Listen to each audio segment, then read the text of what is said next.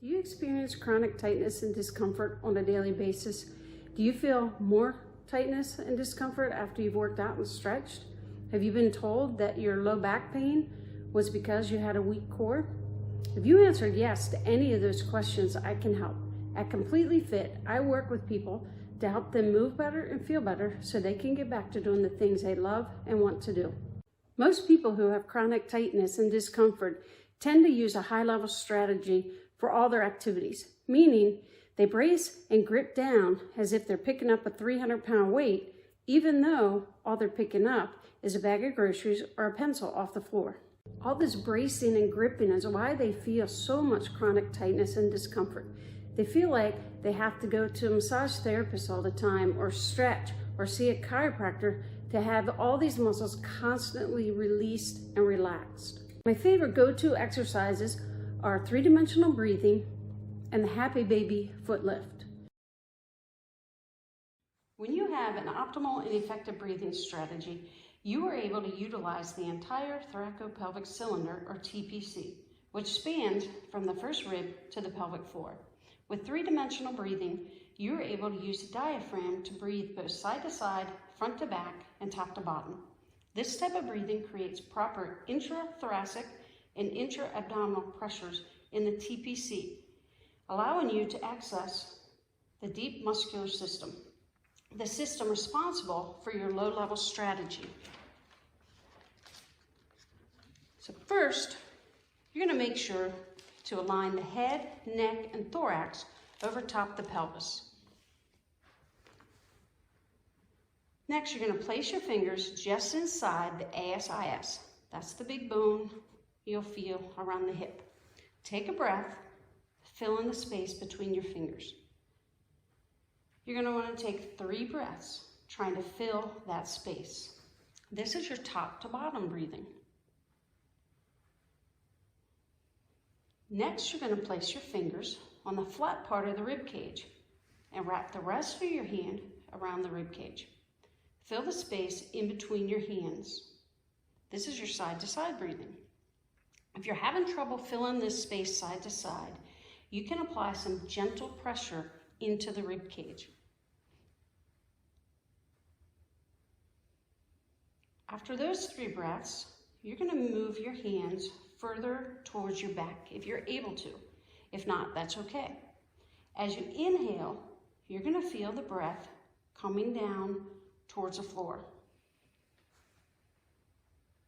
It's okay if you can't find these spaces in the beginning. You will get better the more you practice. As you improve, each breath should fill all 3 spaces, top to bottom, side to side, and front to back.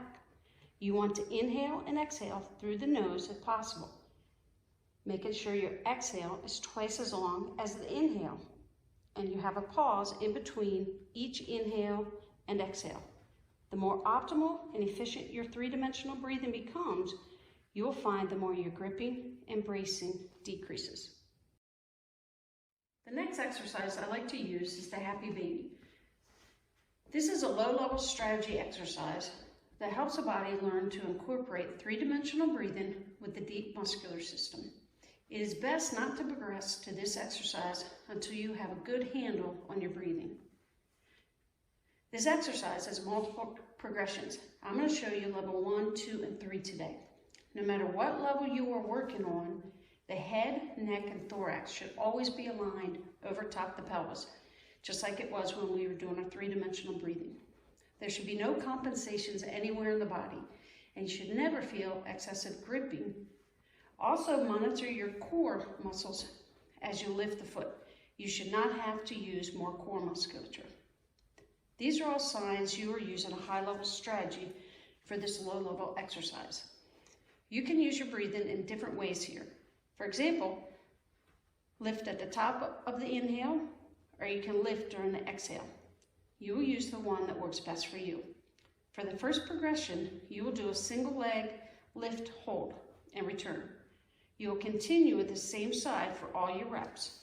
So breathe, take a breath, and on the exhale, I want you to gently float the foot off the wall, keeping the toes pointed to the ceiling. And then you're going to lower on the inhale.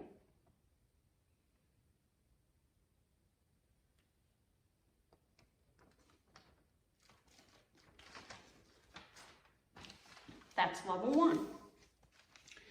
Level 2, you're going to alternate the legs. Keep using your same breathing pattern. So breathe for this one. I want you to gently float the one leg off the wall, keeping your toes pointed to the ceiling on your exhale.